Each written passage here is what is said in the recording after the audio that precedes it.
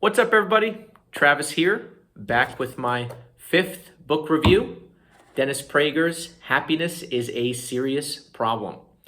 And this is also the first book review that I have a physical paperback book. Usually I read via the Kindle. It saves me a lot of space, and I don't have to buy any bookshelves. This book was recommended to me by my good friend Mike. I know him through training jiu-jitsu, which is my favorite hobby and the martial art that I train. So for some reason, maybe Mike thought of me and thought of this book and decided to give it to me, but it was a great recommendation. I'm very happy that I read it. First, I'd like to do an intro for Dennis Prager, who is the author. This is a quick Google blurb that I pulled up on Dennis Prager. He is an American conservative radio talk show host. He is the host of the nationally syndicated radio talk show, The Dennis Prager Show. In 2009, he co-founded PragerU, which primarily creates 5-minute videos from an American conservative perspective. So, very popular, influential figure, especially in the conservative movement, Dennis Prager is. And this book from him is all about happiness and about how happiness affects us, how we become happy, the importance of happiness, and how you can spread happiness, and about all other tips and tricks in order to lead a better life. So it's an all-encompassing book with the overall theme of happiness, which is a really nice topic. It's a very eye-catching title, Happiness is a Serious Problem, because when you think of happiness, you think of positivity and you think of great things, but happiness is a serious problem. I gotta read this book. Interesting.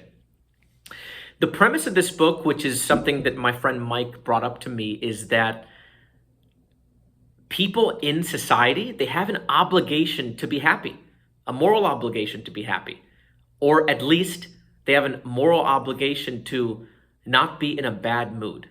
If you think of hanging out with your friends or going to work with all of your coworkers or being in class, if you're in a room full of people and one person is in a really bad mood, it kind of sours the entire environment and the entire atmosphere of wherever you're at. And so people should at least, if they're dealing with any issues, not to say that they should suppress it and bottle it deep down inside, but they should handle it on their own with the necessary parties aside from the public perspective. And people have an obligation to at least be civil and be content, at least be positive, and negativity is always very off-putting. So it was a very interesting concept that Dennis Prager points out, is that people have a moral obligation to be decent. Hopefully they're happy, and they better not be in a bad mood, because that's definitely contagious. Another facet of this book is that it's very easy to read. Prager doesn't use any big complicated words. The concepts are very simple, and he explains it in a very easy to read and understand fashion. And the book is fairly short. It's a little over 100 pages long, so it's a very easy read, and the chapters are broken up pretty well. Very short chapters, so it makes it even more digestible to the reader. There aren't any sources cited from Dennis Prager. Usually in the books, in the book, all of his concepts and all the chapters usually come from his lived experience and or research, and all the years and that he's been hosting his radio talk show. I'm sure that he's had guests and all sorts of research that he's done on his own to inform all of his arguments here in this book. But from my experience, everything lined up pretty well. There weren't any topics that I disagreed with, I would say, or any concepts that I disagreed with, rather. This book reminded me, if you're aware of who Jocko Willink is, he is a Navy SEAL, and he's a very influential figure right now, especially when it comes to motivation and self-improvement. Jocko Willink is one of my favorite guys out there, and he also practices jiu-jitsu, which is awesome. And one of his taglines is discipline equals freedom. One thing that's very similar about that tagline, discipline equals freedom, that applies to Dennis Prager's book here, Happiness is a Serious Problem, is that he says that happiness can only be achieved through hard work, right? You can't just be lazy and expect to be happy. You need to take care of all of the tasks and all of the important initiatives in your life. And once you have your life put together And once you have all of your ducks in a row, then you'll be happy, or you'll most likely be happy, or at the very least, you'll be content. So that's really the overall concept of the book.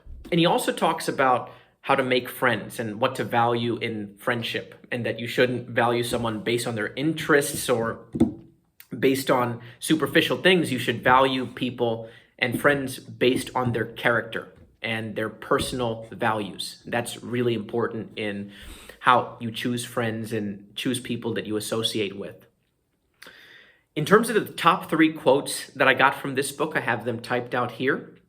The first one is, "We are completely satisfied with nothing. The first words of my child were mama, then dada, and then more." These words accurately represent our deepest urges. First for love and security, and then for more of everything. That talks about contentment and how happiness and contentment and expectations, they all tie in together, and that we as human beings are never satisfied. And if you understand that human beings are never satisfied, you'll probably live a more content life with that understanding. Second favorite quote is, "Everything worthwhile in life is attained through hard work. Happiness is not an exception."